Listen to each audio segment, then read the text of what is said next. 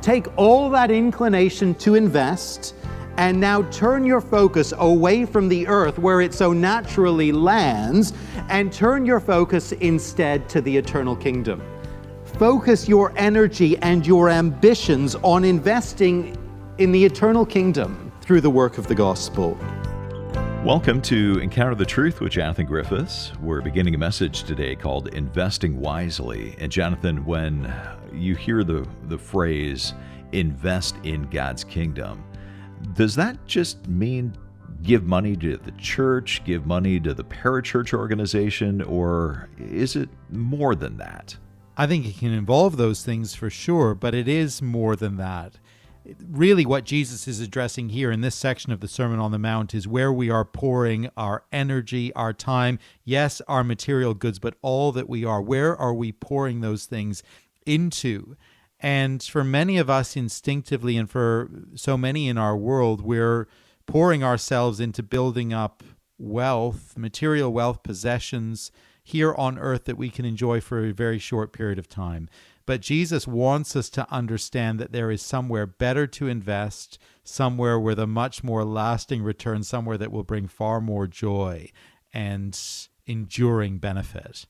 Well, we're going to continue to look at this as we open up our Bibles together. We're in Matthew chapter 6 as we begin investing wisely. Here is Jonathan. Financial planning is big business. It's a major industry. Books on how to manage finances, to invest well, to retire comfortably, they are a dime a dozen in any local bookstore. There's a wealth manager's office in every neighborhood in town. There's no shortage of experts all around us who will tell us how to safeguard, use, and invest our money to maximum effect. Well, given the importance of good financial management, it shouldn't come as a surprise to us that Jesus has really quite a lot to say on this important subject. And given, of course, what we know of the Lord Jesus, of how countercultural his teaching tends to be, it shouldn't surprise us that what Jesus has to say on this particular subject is thoroughly distinctive, thoroughly unlike the advice we would hear anywhere else. How should the Christian believer think about money? How should we approach money? How should we use money? 3 clear instructions from the lips of Jesus. And the first one is this: invest wisely. Invest wisely, verse 19. Do not store up for yourselves treasures on earth where moth and rust destroy and where thieves break in and steal, but store up for yourselves treasures in heaven. Here, once again, we encounter the radical, the countercultural Jesus. Consider for a moment the world's main message when it comes to money. Consider perhaps your wealth advisor's counsel. What are we told so often? Store up for yourselves treasure on earth. Make every effort to accumulate as much wealth as you possibly can. Wealth to enjoy, wealth to make you secure, wealth to pass on to your children. But here comes Jesus with the very opposite message. Do not store up for yourselves treasures on earth. I remember a number of years ago, my parents were involved in helping clearing out a house that belonged to an elderly lady who died and who didn't have family around who could take care of her affairs. So they got involved. Anyway, for some reason, I stopped by with them one day to see this house while work was being done on it to clear it out and get it ready for sale. And it was fascinating, actually, to see this house. It turned out that this lady had been a compulsive collector of junk, a compulsive hoarder for many years. This fairly large house was piled floor to ceiling in every single room with everything you could imagine. Mostly pure rubbish that should have been thrown away decades ago. Old newspapers, even old food containers, boxes, files, scraps of paper, accumulated over many, many years and decades, literally tons and tons of it. We've probably all met people who struggle to throw things away, who tend to hold on to things just in case it might be useful. Maybe you're like that yourself. Maybe you have the privilege of being married to someone a bit like that. But whether we're good clearers or compulsive clutterers with our things at home, many of us, if we're honest, will be compulsive accumulators when it comes to money. Perhaps you like accumulation for the sake of accumulation. You feel the need to keep more than you can use just in case one day it might come in handy. You find it very difficult to let it go. And Jesus speaks into that attitude of heart, and he says quite simply, don't clutter. Don't be in the business of accumulation, at least when it comes to our possessions here on earth. That's not to say it's wrong to have any money in the bank, that it's wrong to make sound investments, to be shrewd with money, to own a house or to own a car. But I guess the question Jesus is driving at is this: do we have these things because they're useful, because they're a responsible way for caring for our families, that they're useful tools for serving the Lord and his people? Or are we cluttering our lives because we love things, we love money, and we love accumulation? Now, that's the negative part of Jesus' instruction here. Don't store up treasures on earth.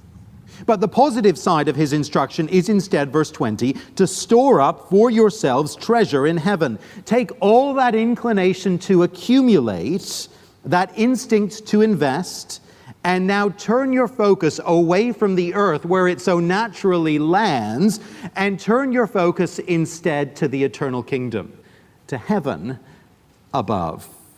Focus your energy and your ambitions on investing in the eternal kingdom through the work of the gospel. None of our things are going to follow us when we die. We all know that. You never see a hearse pulling a U-Haul. It doesn't happen. No, we depart from this earth as we first entered it, with empty hands. The story is told of a rich man dying and a curious friend approaching his accountant and asking, "So tell me, how much did he leave?" And the accountant, with great professional discretion, responded, "All of it. Every penny. He left it all." We can't take our possessions with us when we die, but wonderfully, through the gospel, we know that we can take people with us to heaven. As we're involved in getting the good news of the gospel out, as we're committed to teaching our children about the Lord Jesus and his saving work, as we share that saving message with our friends and our neighbors and our colleagues at work, we have the opportunity to take them with us to heaven. So what will it mean and what will it look like to take Jesus' instruction here seriously and to heed it? On one level, it may mean redirecting some of the time and energy we might have put into accumulating wealth, redirecting it and instead investing it in the work of the gospel and the work of the kingdom. In most spheres and in most careers, the harder you work and the more time you invest, the more treasure you are going to accumulate. That stands to reason. And the world would tell us just to keep working and working harder and longer to accumulate more, because that's what we all want, isn't it?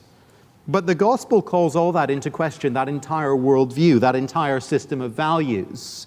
It forces us to ask whether we should consciously and intentionally place a limit on our career ambitions so that we can free and then invest time to tell people about the Lord Jesus and his saving work.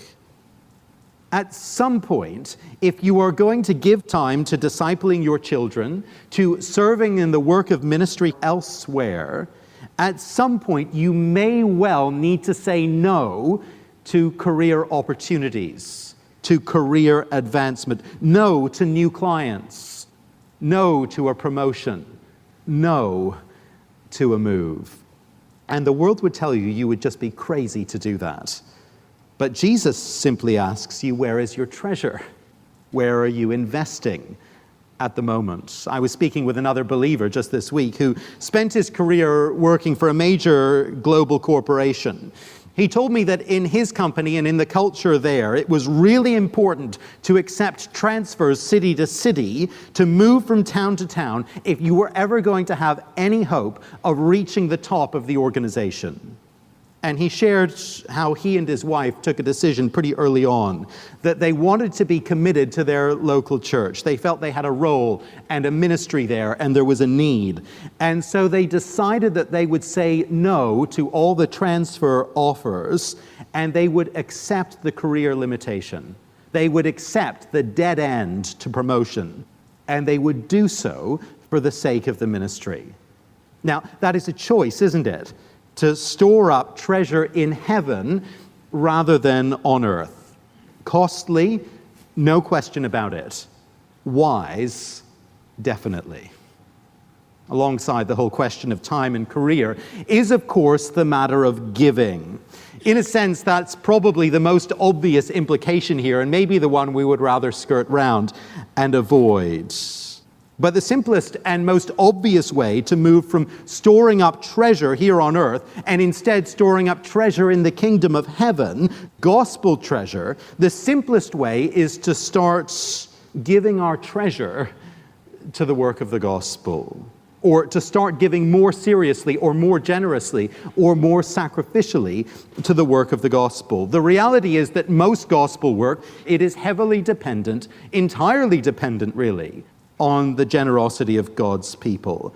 And the more treasure the Lord's people invest in the work of the gospel, the more can be done, the more people can be reached, the more disciples can be made. Where are you and I investing today? Where is our treasure going?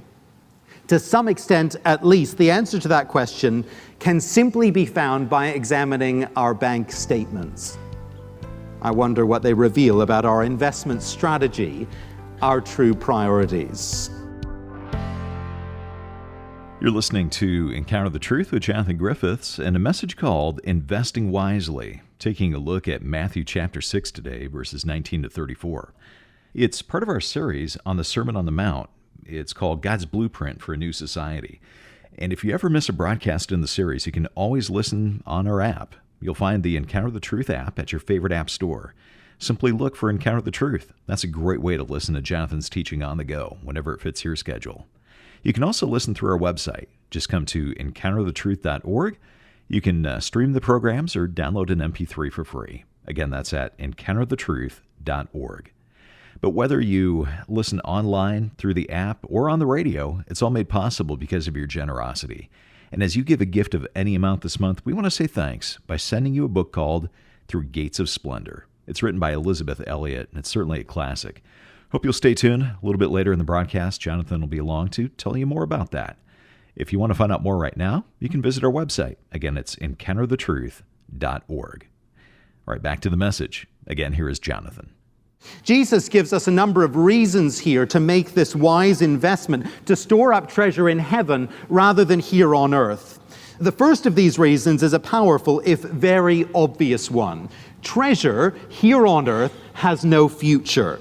Here on earth, verse 19, moth and rust destroy, and thieves break in and steal. We once moved into a house back in London that it turned out had moths in the wool carpet. And by the time we realized it and detected it, they'd infested everything. Whole piles of sweaters and scarves would have little tiny holes chewed through them. They'd be totally destroyed. My basic observation was the more expensive the fabric, the more the moths liked it. They love silk and cashmere, I'll tell you. I guess we've all seen and experienced a perfectly good and nice car, mechanically sound, lots of life left in it, ruined by rust. And then there's the thieves that Jesus mentions. I expect many of us have experienced the pain and the frustration of thieves breaking in and taking away. assets here on earth simply are not safe. I saw a brief documentary this week on the Howard Johnson restaurant chain. I wonder if you remember that and its sad demise. If you remember taking road trips in the United States 20 or 30 years ago, you'll remember that the Howard Johnson's orange roofs were everywhere to be seen along the side of the interstates. It was one of America's most successful restaurant chains and brands and companies. For many years, a Hojo restaurant was a great investment for an entrepreneur, a sure bet. One of the franchise owners was interviewed on this documentary, and he said that in its heyday, you could buy a Hojo franchise and set up a restaurant pretty much anywhere in the United States, and you would be guaranteed success. You would make money. But now, a few short decades later, only one location remains of all the hundreds and more at Lake George in New York, and it looks like it's probably going to shut down soon. There is no such thing as the sure bet, the secure investment, the safe place to put your treasure. And even if you do manage to grow and preserve your treasure for this life, the moment you die, it is of no value to you any longer. But heaven is different. Heaven is the one place, verse 20, where moth and rust do not destroy, and where thieves do not break in, cannot break in and steal. That's one reason to invest in heaven and not on earth. It is a better investment. It is a safer bet. It is a sure thing. But verse 21 adds another reason, and I think this one is really fascinating. For where your treasure is, there your heart will be also, says Jesus. Verse 21 is one of those verses that we might think, on a quick reading, means the opposite of what it actually means. Let me just try and explain what I mean by that. If I asked you to summarize in basic terms what Jesus is saying in verse 21, I wonder what you would say. I wonder if you might say something along these lines. Jesus is basically telling us that what we really care about in our heart of hearts will shape ultimately where we put our treasure. Our heart is going to direct our treasure. That kind of makes sense. On a quick reading, that's what I thought he meant. That must be what Jesus means here. Well, that might seem to make sense, but I think it's actually the opposite of what Jesus is saying. He's just told us, remember, where to put our treasure, in heaven and not on earth. And now he gives the reason for that action. For where your treasure is, there your heart will be also. What I think he's saying is this: your heart is going to follow the direction of your treasure, not the other way round. Jesus knows that our money is important to us. He gets that. He knows us better than we know ourselves. Jesus knows that we will care about what we invest in. We will care about the things we pour money into. So to put this simply, as you and I start to invest less in accumulating treasure here on earth and more in accumulating treasure in heaven, gospel treasure, our hearts are going to start caring more about the things of heaven and less about the things of earth. We will train our hearts by our treasure to love and long for the things above. If you want to care more about the gospel, to treasure eternal things more, here is what to do, says Jesus. Give more money to the work of the gospel. Use your checkbook to teach your heart a lesson. Now, isn't that fascinating? Isn't that countercultural? Isn't that wise? I wonder if you've ever felt demotivated in your spiritual life. I wonder if you ever find it difficult to care about and treasure eternal things, to be concerned about the work of the gospel and the progress of the kingdom, to be eager to see more and more people come to Christ and find salvation in Him. If you feel demotivated in your spiritual life, but you long for your concern and your passion for these things to grow, may I suggest that you consider afresh, your investment in gospel work. Are you giving? And are you giving generously, even sacrificially? For where your treasure is, says Jesus, there your heart will be also. That's another reason to take seriously this call to invest wisely. The other major reason comes in verse 24, and it's very sobering. Notice it with me. Jesus says, "No one can serve two masters. Either he will hate the one and love the other, or he will be devoted to the one and despise the other. You cannot serve both God and money." Perhaps some here have had the experience of trying to work two different jobs at one time, two part-time gigs to try and make ends meet. Maybe a number here are actually doing that even now. It's pretty hard work. I remember trying that myself one summer when I was a university student. I had two different part-time opportunities come my way, working for two different people, and it seemed like a great chance that summer to have plenty of work and to be able to save up lots for university. But of course, the two employers ended up needing me at the same time, and both had urgent demands, urgent needs. And in the end, I just had to choose who I would prioritize, who would get my time first, whose needs I would put ahead of the other. I somehow managed this juggling act for a few weeks and didn't get fired from either job, but it was pretty stressful. And I remember at the end of that summer promising myself I would never try and do that again.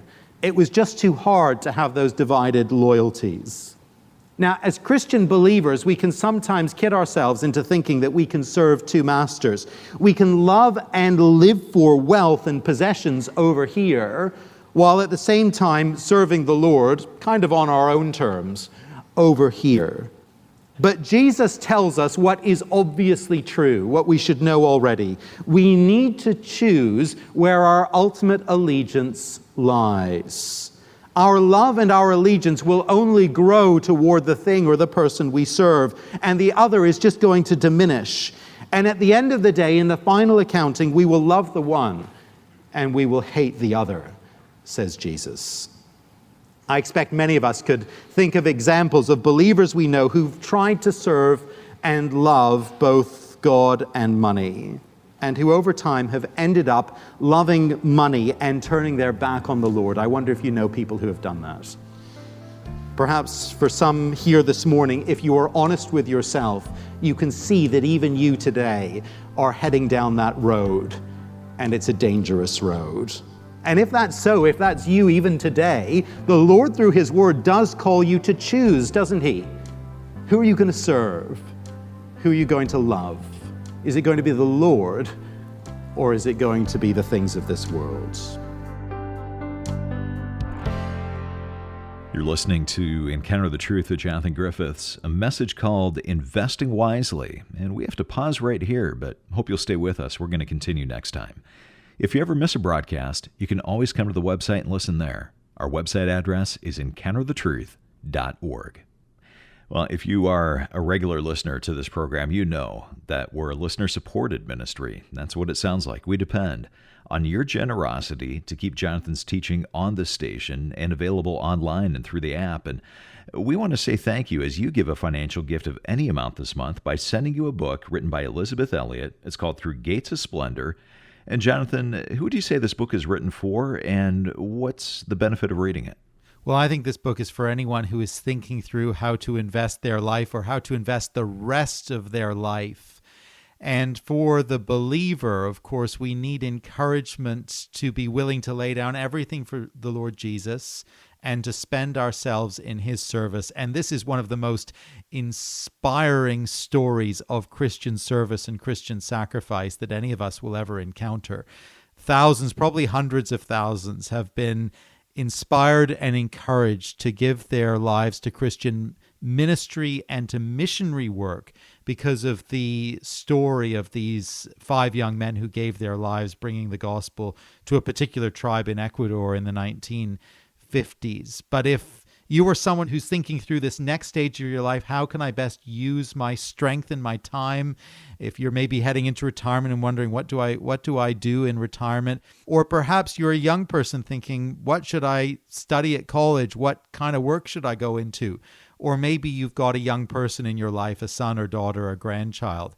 This would be a great book to read at this particular stage. And I think it'll be an inspiration to think, I want to serve Jesus and to make Him known. Well, we'd love to send you a copy of this book through Gates of Splendor. Again, it's our way of saying thanks for your financial support this month. You can give online when you come to encounterthetruth.org or call us at 833-998-7884. That might be easier to remember as 833-99-TRUTH. Or again, the website, encounterthetruth.org. Well, thanks for listening today, and I hope you'll join us next time.